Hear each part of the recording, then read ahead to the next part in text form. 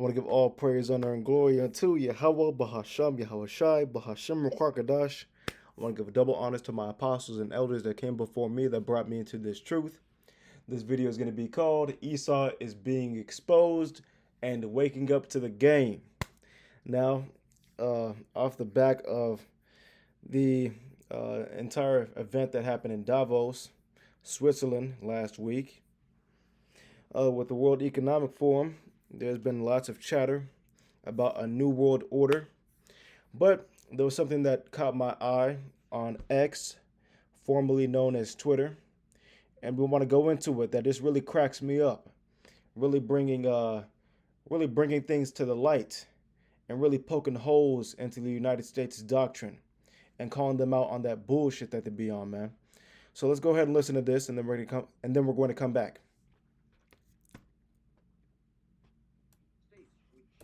Kept talking about the value-based or the rule-based international order. Where are the rules, first of all? Pause. Let's run that back one more time. And prior to any of this running, I want to say fair use. This video is for educational purposes only. There will be no monetary compensation provided to me from this video. This is for educational purposes only. Again, fair use.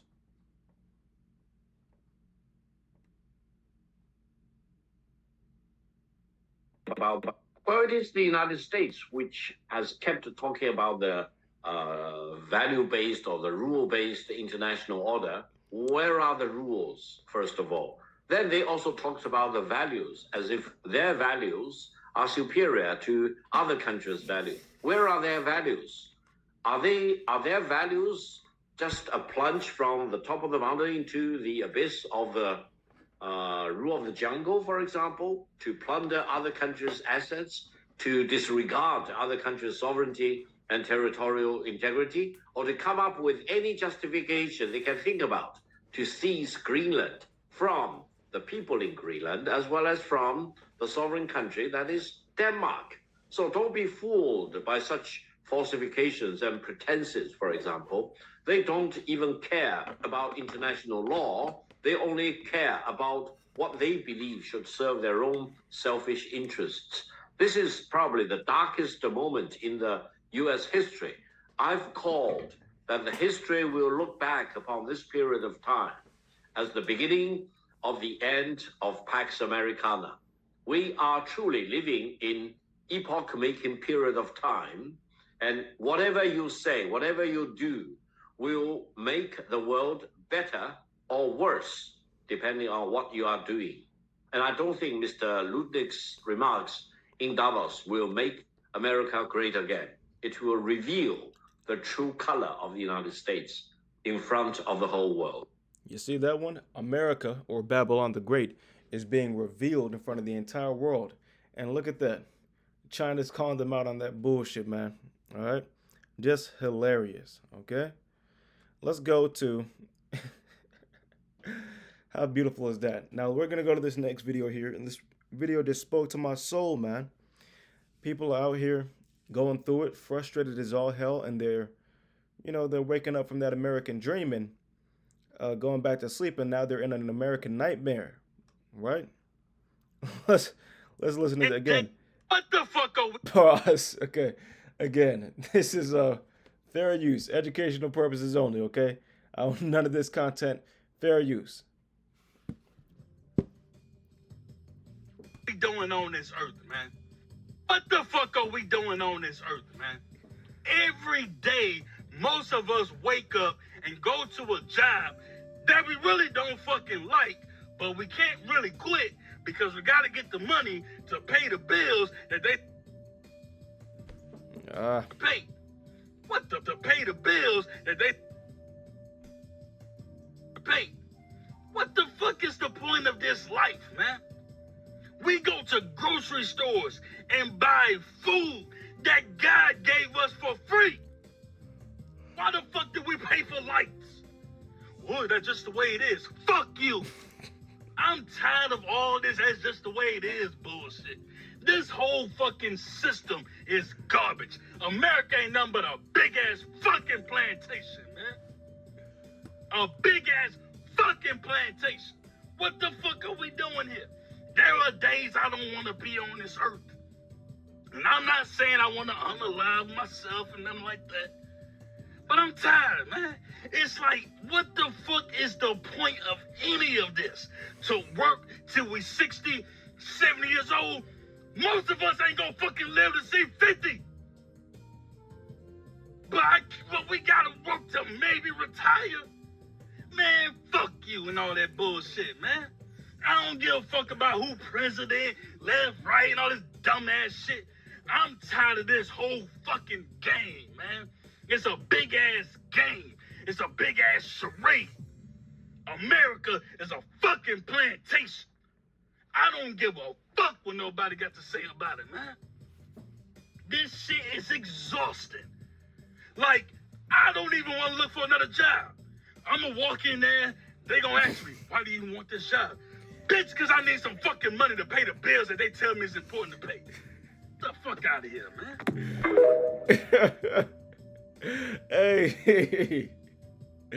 Hey, man, can you blame the brother, man? Can you blame this brother, man? Not even close. This gentleman here is saying what's on everybody else's mind, I would assume. Okay? He's not lying, man. The brother's not lying, okay? Let's go to... I have some verses prepared, man, but just listening to that, man. Where is it at? 36 and 6. Nah, 36 and... 33. I was at 33 and 6. Here it is. This is the book of Isaiah, chapter 33 and verse 6. And wisdom and knowledge shall be the stability of thy times, and strength of salvation. The fear of Yahweh is his treasure. You see that one? So the wisdom and the knowledge that's bestowed upon the elect, in our case, the hopeful elect, that's what's going to keep you stable through these trying times. So you're not going through raging pits of frustration. Though we do that, we're not going to go on rants on the internet unless we're going into a lesson on the scriptures, right? Because we understand what's going on around us. We understand that this place is not built to last. Okay, this place is temporary and it's going to be toppled. Let's go to the book of Daniel, chapter 7 and verse 23. This is in the NLT. Then he said to me, this fourth beast is the fourth world power that will rule the earth. It will be different from all the others. It will devour the whole world, trampling and crushing everything in its path. Its 10 horns are 10 kings who will rule that empire. Then another king will arise, different from the other 10, who will subdue 3 of them. He will defy the Most High and oppress the holy people of the Most High.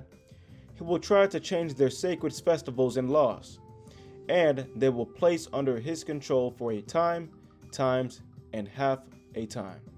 What is that going into? That's talking about the Roman Empire, the Neo-Roman Empire, the 10 horns or NATO jumping out of the Roman Empire, or the Neo-Roman Empire, and eventually Babylon the Great trampling and wearing out the saints. Right? Let's go to the book of Obadiah.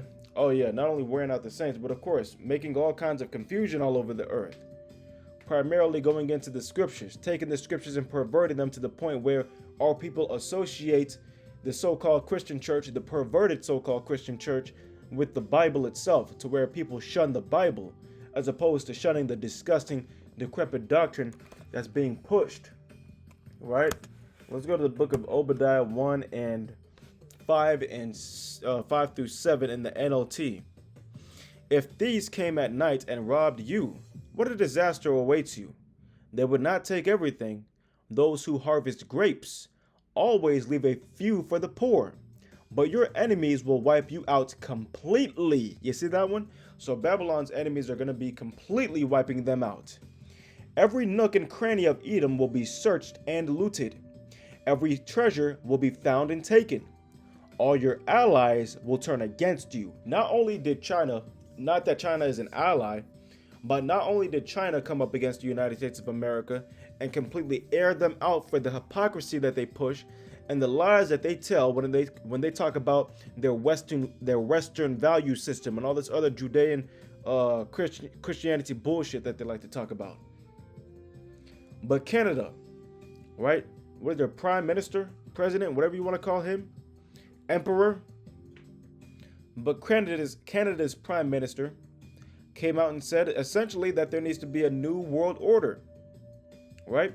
And there's gonna have to be a separation between the people that want to hold on to massive amounts of power, and completely throw away any kind of judicial system, any kind of law-based order, and just bully everybody on the courtyard, and then tag team up with everybody else. And obviously, this is going to culminate in the start of a completely, like he said, a new world order, in which you're going to see Canada and these other NATO countries team up with Russia and China, possibly. Who knows? Who knows? They just might start sending nukes over here on their own. Whatever the case may be, let's keep on reading. Obadiah chapter 1 and verse 7. All your allies will turn against you. They will help to chase you from your land. They will promise you peace, while plotting to deceive you and destroy you.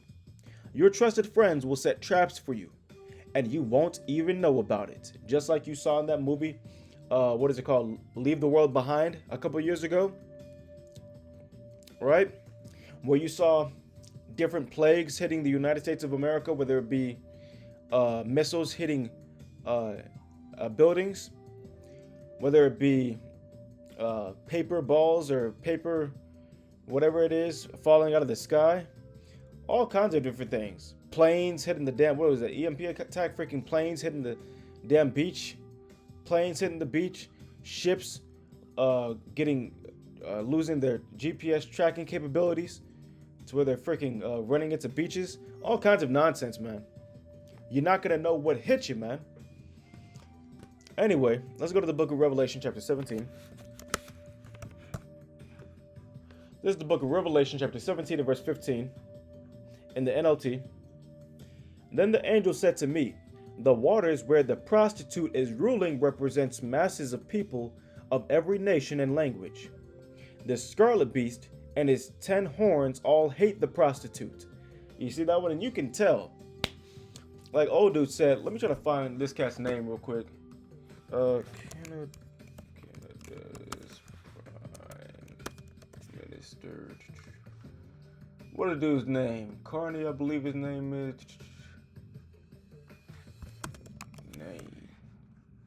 Mark Carney, that's his name. Yes, just like Mark Carney said. And you can hear it in his tone, man. You can hear it in his voice. That everybody, NATO, basically capitulates to the United States of America. Let me try to pull up that word, matter of fact. Capitulates.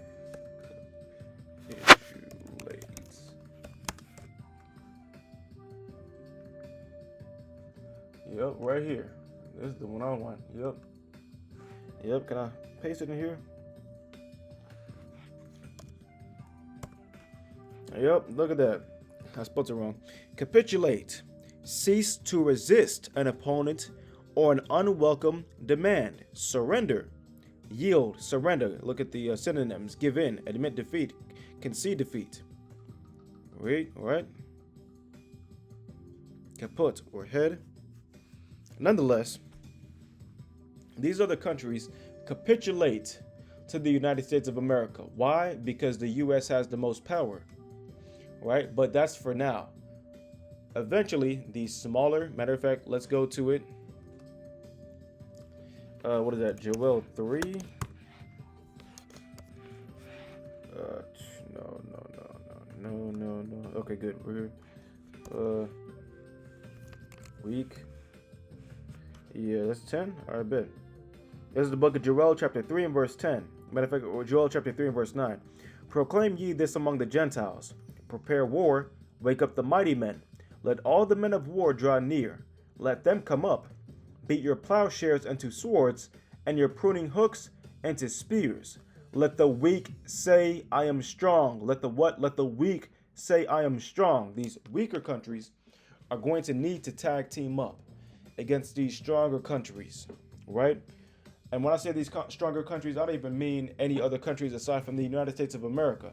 The U.S. specifically these other countries are going to be teaming up against them, right? Now let's go back to Revelation 17 and 15. Then the angel said to me, the waters where the prostitute is ruling represent masses of people of every nation and language. The scarlet beast and his 10 horns all hate the prostitute. They will strip her naked, eat her flesh, and burn her remains with fire. And how is that going to occur? In the thermonuclear destruction that's going to be hitting the United States. For God has put a plan into their minds, a plan that will carry out his purposes. They will agree to give their authority to the scarlet beast, and so the words of God will be fulfilled. And this woman you saw in your vision represents the great city that rules over the kings of the world. The kings of the world. So yes, the United States is the greatest power on the earth right now.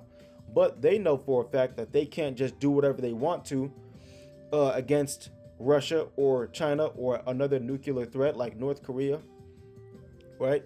Back in 2018, was it 2018 to 2019? I believe so. LeBron James's last year with the Cleveland Cavaliers. The season where LeBron James admits he believes it's his best, or it was his best season, in which I agree. His best overall season. There were talks about the gap between LeBron James and the rest of the league. People were saying that LeBron James, like Max Kellerman, LeBron James is light years ahead of everybody else. But other people saw that the difference between LeBron James and his effect on the floor and Kevin Durant and Stephen Curry, the effect that LeBron James had on the floor, that gap was closing in, right? It was becoming more and more narrow, right? The space between the two was becoming smaller and smaller, right? And that's the United States of America. Maybe 15, 20 years ago, you could have said that the United States and Russia or the United States and China were light years apart from each other when it came to nuclear power, when it came to a military threat, but not even close.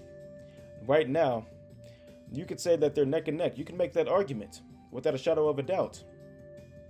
But that's why the Most High is going to put his spirit on these other nations to team up with each other and eventually take the United States out, because they can't. There's have been proponents or opponents of the United States power and how strong the United States is. People know that the United States can't take a war with China. They know that they can't take a war with Russia. They know that they don't have the power to go head up with China and Russia, right? And if the United States went to war with NATO, I mean, come on, man. That's going to be an economic complete body blow. Not even a body blow. That's going to be a complete economic uppercut. That's going to take it about a 7 count to get up. And then that final blow is going to boom, knock it off. Right? All different kinds of scenarios in which this can transpire. All right? Let's go to the book of 2 Corinthians chapter 5. 2 Corinthians 5. Okay, this is the book of 2 Corinthians chapter 5 and verse 1. For we know that if our earthly house of this tabernacle were dissolved, we have a building of God, and house not made with hands, eternal in the heavens. For in this we groan earnestly, desiring to be clothed upon with our house, which is from heaven. And that's what we're waiting on, man. Again, I understand what the brother was talking about. He says that there are times that he wishes he was not on the earth, man. And this place is not for us. This time is not for us. This disgusting kingdom is not for us. That's why we moan and groan and are frustrated and are sick, and we sigh and we cry for all the wickedness, the abominations that happen upon the earth, primarily here in Babylon the Great, right? And we can't wait for this place to be completely toppled, and the Most High to give his elect the spiritual bodies in which this place can be governed in righteousness, right? This wicked regime won't be ruling anymore. Only mighty laws will be on the earth in which people will be governed in righteousness, beauty, Right? 2 Corinthians chapter 5 and verse 3. If so be that being clothed, we shall not be found naked. For we that are in this tabernacle do groan, being burdened, not for that we would be unclothed, but clothed upon, that mortality might be swallowed up of life. You see that one? And we're waiting for that life to touch us. We're sick and tired of this disgusting, wicked kingdom, but that's the patience of the saints. And brothers are going to have to continue to wait and be patient until this disgusting kingdom finally falls through the cracks, man, and swallows itself alive. 2 Peter and Peter chapter 2 and verse 6. This is the book of 2 Peter chapter 2 and verse 6. And turning the cities of Sodom and Gomorrah into ashes, condemned them with an overthrow, making them an ensample unto those that after should live ungodly. You see that one? So if you want to live ungodly, then you can prepare yourself for the destruction of Sodom and Gomorrah. You can prepare yourself for a death like that. And deliver just Lot, who just Lot, vexed with the filthy conversation of the wicked. And we're vexed with the filthy conversation of the wicked every single day. Just a couple days ago, I did a video on that clown Bad Bunny, talking about how he was going to dress up in a dress to represent the LG. I think he said he was going to represent the LGBTQ, I think it was. Let me try to look that up. I really don't want to look this bullshit up, but anyway. Bad Bunny, matter of fact, why is Bad Bunny going to dress up like a woman? Yeah, dress up in a dress. I think it's at the what is it called, the Super Bowl. Oh, look at that. I guess he's pulling back. I guess he's pulling back. Confirmed. Bad Bunny will not wear dress to Super Bowl. Okay, that's good. Good for him. What's going on here? Oh, this is TMZ. What the fuck is all this? Anyway. Ads all over the damn place. Bad Bunny won't be attending a dress fitting prior to his Super Bowl halftime show performance in just a few weeks, because we're told he's not wearing a gown despite reports. Here's the deal. A rumor has been circulating online that the DTMF hitmaker planned to wear a dress for his performance in Santa Clara on February 8th, a controversial move, which no doubt would have upset people even more than the announcement that he would headline the show did. However, production sources tell TMZ he's not wearing a dress during the show, though they wouldn't say what he is wearing. Okay, completely irrelevant. Nonetheless, there were reports of this guy wearing a dress at the Super Bowl. He's not doing it anymore, I guess. Or whatever the case may be, I'll pull back on that statement and I'll apologize for that news. But I guess we're gonna see what happens at the Super Bowl. I haven't watched the Super Bowl in freaking years. Who even gives a shit? Anyway, what do we got here? Yeah, Micah chapter 2 and verse 10. Micah 2 and verse 10. This is the book of Micah chapter 2 and verse 10. Arise ye and depart, for this is not your rest, because it is polluted. It shall destroy you, even with a sore destruction. You see that one? Babylon the Great is polluted and is going to destroy you with a sore destruction. Let me see that in another translation. This is Micah chapter 2 and verse 10. Up, be gone. This is no longer your land and home, for you have filled it with sin and ruined it completely. And there you go. You could say that this is talking about ancient Israel, right? But nonetheless, the obvious matter is this: Babylon the Great is simply not your home, and it's not your rest. And if you want to continue in this place, then be prepared to get destroyed by it. Let me see here. Let me see if I can find this in another translation. RSV. Here it is. Arise and go, for this is no place to rest, because of uncleanness that destroys with a grievous destruction. Right? And that grievous destruction is going to come in the form of civil war. It's going to come in the form of the MOTB. It's going to come in the form of magnificent amounts of temptations that are going to cause you to want to get that MOTB, right? Come in the form of temptations in which Who knows? Women might try to jump on you to try to get you to go off. Your children might jump on you to try to get you to go off. Your family might jump on you to try to guilt trip you into coming out of the faith of the Lord. And that's going to lead to your destruction. Let's go to the book of Romans chapter 8. Romans 8 and matter of fact, I want the NLT. This is the book of Romans chapter 8 and verse 18. Yet what we suffer now is nothing compared to the glory he will reveal to us later. For all creation is waiting eagerly for that future day when God will reveal who his children really are. And who are those children? The elect of the children of Israel. The Most High God is going to be taking his elect of the children of Israel up out of this decrepit piece of this decrepit country, Babylon the Great, as well as all of the rest of the places in which the children of Israel have been scattered.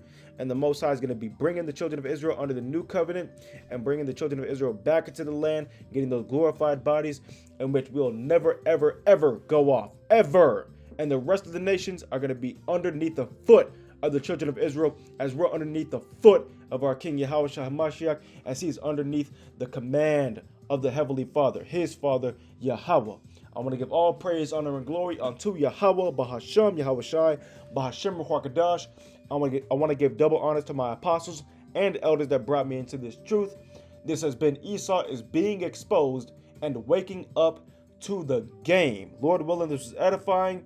Until next time, I say, Shalom.